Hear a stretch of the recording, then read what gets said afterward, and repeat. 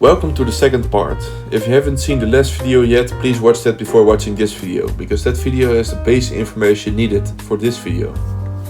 In the last video we've talked about the late 30s when Opel introduced and produced its first real luxury car, the Admiral, which lives abruptly ended due to the war and the years of silence after the war until Opel's introduction of the KAD line. Moving further on for this part, eventually in 1978, Opel's KAD line was succeeded by a not so called successor, the Senator, or the Vauxhall Royal in Great Britain, and the coupe variant of the Senator called the Opel Monza, which wasn't available in Great Britain before the facelift. Despite the fact that the car was positioned in the luxury segment, the Senator was 6 cm shorter than the predecessors of the KAD line. Despite the car not being seen as its successor, it actually was, as it used the same but improved 2.8 liter engine as the models from the CAT line, with the same 140 horsepower.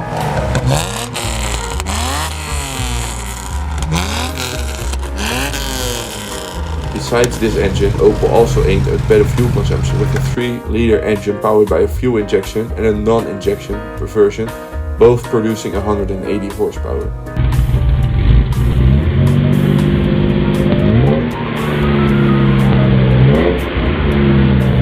Later in June 1981, Opel also introduced a 2.5 liter that was a fuel injection that produced 136 horsepower, slowly heading towards the trend of producing vehicles with fuel injections because of the better fuel economy.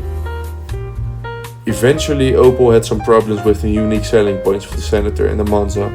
There were too few potential customers for the car, for example because Opel had other models that competed with it, such as the powerful and economical Record with a fuel injection engine that produced 110 horsepower, but cost much less with 70,000 German marks. Which leads us to another problem, the pricing. In 1978 the new prices of over 23,000 German marks or for the entry-level model Senator with a 2.8 liter engine to over 37,000 German marks for the Senator with 3-liter injection CD engine were simply too high for the potential demand for customers.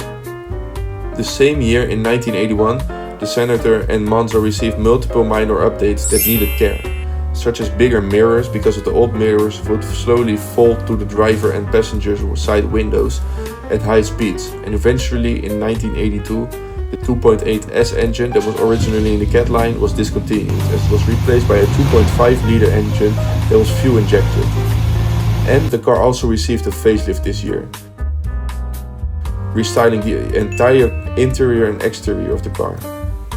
The restyling caused the drag coefficient to decrease from 0.45 to 0.36, eventually looking even more like a Record E, which was also facelifted in 1982. With this facelift, Opel made sportier models such as the Monza GSE and continued to effectively create fuel injection engines, such as the 2-liter fuel injection engine, which would produce 110 horsepower and 162 Nm, and was later replaced in 1984 after 2 years by a better 2.2 liter fuel injection, which produced 115 horsepower but 182 Nm, which was a lot more torque.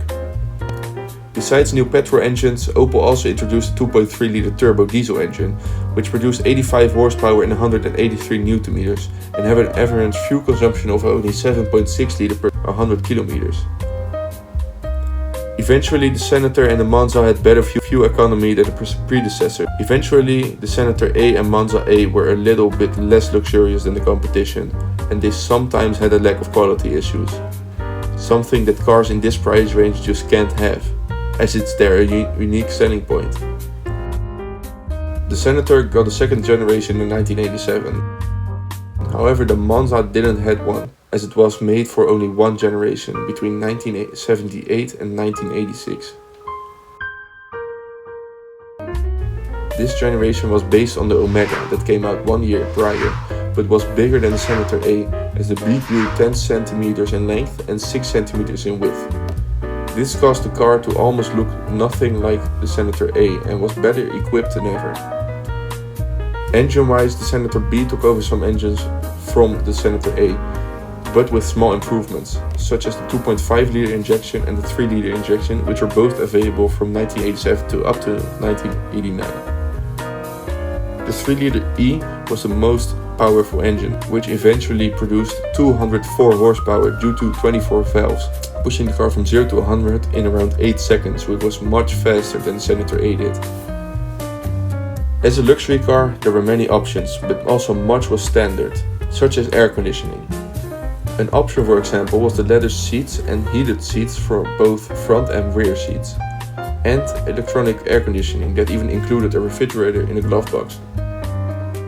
Overall, the engines were, just like with the Senator A, more powerful and more efficient than its predecessor, as now the slowest engine would only take around 10 seconds to push the car up to 100 km an hour. The average fuel consumption of the vehicles also were much lower, as the average fuel consumption was between 9.8 and 11 liters per 100 kilometers. Although the Senator's production went well in the beginning, the Senator's production had already decreased from 14,000 units in 1990 to just under 6,000 units in 1992, with only 2,700 cars produced in 1993, eventually being the last year the Senator was produced in. With the second generation Omega being presented at the end of 1993 and available for sale from March 1994, Opel considered themselves sufficiently represented in the upper end of the market by the top specification Omega B, which was powered by a 3-liter V6. The production of the Senator B ended in autumn of 1993, with only 69,943 cars produced since the launch just a little over 6 years earlier. After the Senator B, Opel had a few sort of attempts, in my opinion, to reintroduce the brand into the luxury segment. However, this never worked out, as the cars weren't seen as luxury vehicles. As mentioned earlier, the Opel Omega.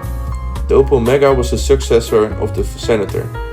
Although this model is controversial as a potential luxury car, it is stated to be part of the E segment, better known as a little less than a luxury segment. Even though it does have many luxurious options. What is your opinion about the segment this car is in? Besides the Omega, in my opinion, the Opel Signum was also an attempt to make a luxurious hatchback marketed between large family cars and the luxury segment, which Opel even intended to create a new segment with. The Signum was 13 cm longer than the Vectra and could have had 2 rear seats instead of the regular 3 seats. This, however, never could be defined as a luxury car on its own, and eventually failed as a less successful, deformed and overpriced Vectra station. And last but not least, the Opel Insignia. However, the Insignia could be seen as a business car and the OPC version was more of a sports car. The car could still be fitted with luxurious options with a 2-liter turbo engine and upwards. In my opinion, the car could get quite luxurious, but never as luxurious to compete with an S-Class, for example, or a 7 Series. Eventually, the last car Opel made that was fitted in the luxury segment was made over 30 years ago.